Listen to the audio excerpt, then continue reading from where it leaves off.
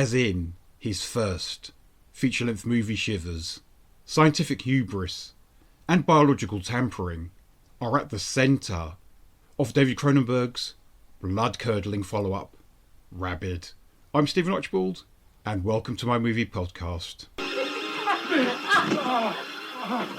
All around her, people are dying, and only Rose knows why. You gotta come quick. You gotta come quick and get me. It's Rose. It's gotta be. Something's happened to Rose. Health officials close the plant. Health officials have said they consider the outbreak of the new strain of rabies as being potentially the worst of this century.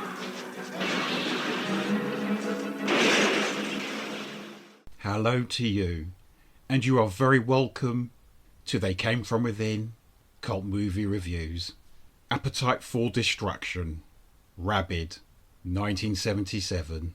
The great Canadian director David Cronenberg created his own distinct variation on George A. Romero's Night of the Living Dead with Shivers, released in 1975, and only he would have the courage to come up with yet another striking variation on similar themes and concerns with his very next film, Rabid.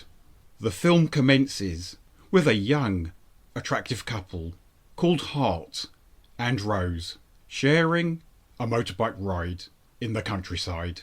The bike violently crashes after they narrowly avoid a camper van.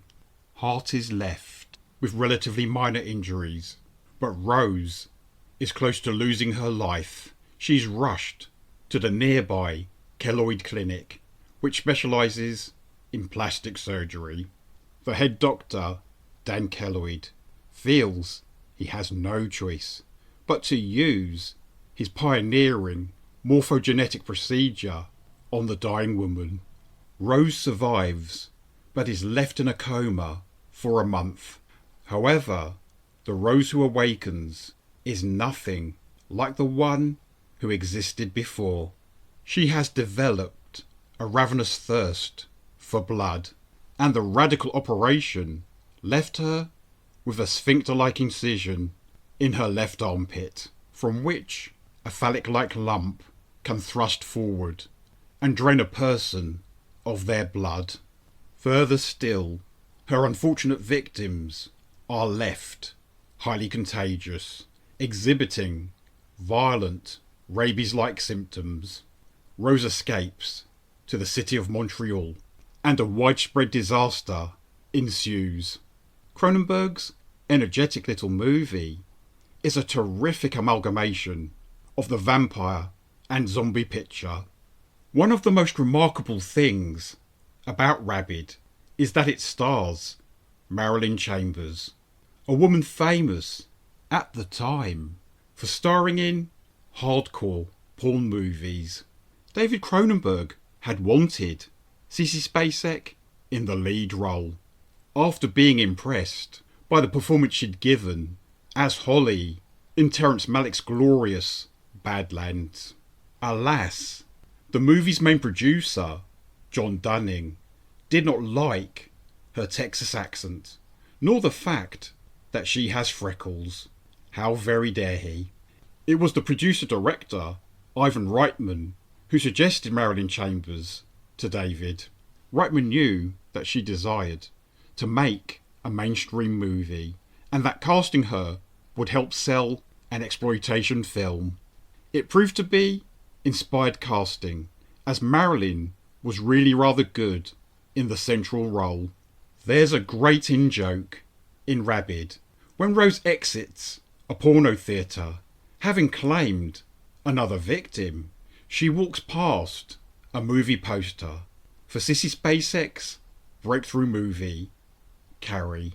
Sadly, Marilyn Chambers died at her home on the 12th of April 2009, a mere 10 days before her 57th birthday.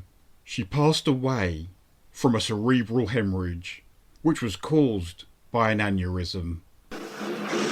Don't scream. Don't panic. He's dead, and the dead can't hurt the living. Rabid. The Prime Minister was reluctant to officially declare a state of emergency, but as any citizen in the streets can tell you, martial law has come to Montreal. It is heartwarming to know that David Cronenberg was won over by Marilyn's hard work and professionalism during the making of Rabid. Benihana, a disco single which Marilyn recorded in 1976, can be heard during the scene showing Hart in his place of work. Hart was played by the handsome Canadian actor Frank Moore. He was the recipient of a Canadian Film Award for his part as Tom McLeod in the 1976 movie The Far Shore. Frank's CV includes appearances in The Long Kiss Goodnight, Murder at 1600 and Owning Mahoney. Having done a great job on Shivers, the makeup artist Joe Blasco returned on Rabid, and one of the film's most striking images is that of a woman's frozen corpse found in a freezer. No wonder it was used for the film poster. However, the movie's most startling and poignant scene comes at the very end, carrying a strong comparison with the closing scenes of Night of the Living Dead. What's fascinating is how this film's approach to Rose works on many levels. She seems a vampiric monster, but remains sexually alluring, and so can invoke a fear of unrestrained female sexuality in some male viewers. And yet, Rose often isn't aware of her deadly actions, and remains largely frightened and bewildered by them, thereby making most viewers identify and sympathise with her. Another version of Rabid, directed by the Soska sisters, came out in 2019. It is more of a reworking than a remake of the original. It has some neat ideas, but isn't anywhere near as transgressive or challenging as Cronenberg's movie. And besides, as the reboot progresses, it becomes more and more like Stuart Gordon's From Beyond. Joe Silver, who was great in Shivers, returned here as Dr. Kelloyd's business partner, Murray Cypher, and he made another good impression. It is Terry Schomblum who plays the beautiful victim discovered in the freezer after having been killed by Rose in a spa. Aside from Rose, the character who elicits the most sympathy in Rabid is her devoted friend, Mindy Kent, who's played by Susan Roman. We can't help but be moved by what becomes of her. Rabid was shot at various Canadian locations between the 1st of November and the 5th of December 1976 on a budget of $530,000. It received its premiere in Montreal on the 8th of April 1977, proving to be a huge success at the Canadian box office, despite mixed reviews. The Vancouver Sun may have called it dreadful, and the Montreal Star may have found its dialogue witless. But David Peary was correct when he said in Time Out, none of the other recent apocalypse movies has shown so much political or cinematic sophistication.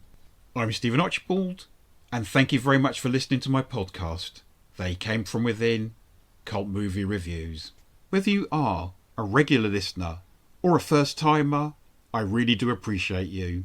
All of my episodes can be found through most podcast outlets. Take good care of yourselves, and goodbye for now. Your best friend. The neighbor next door. 1 minute, they're perfectly normal. The next, rabid.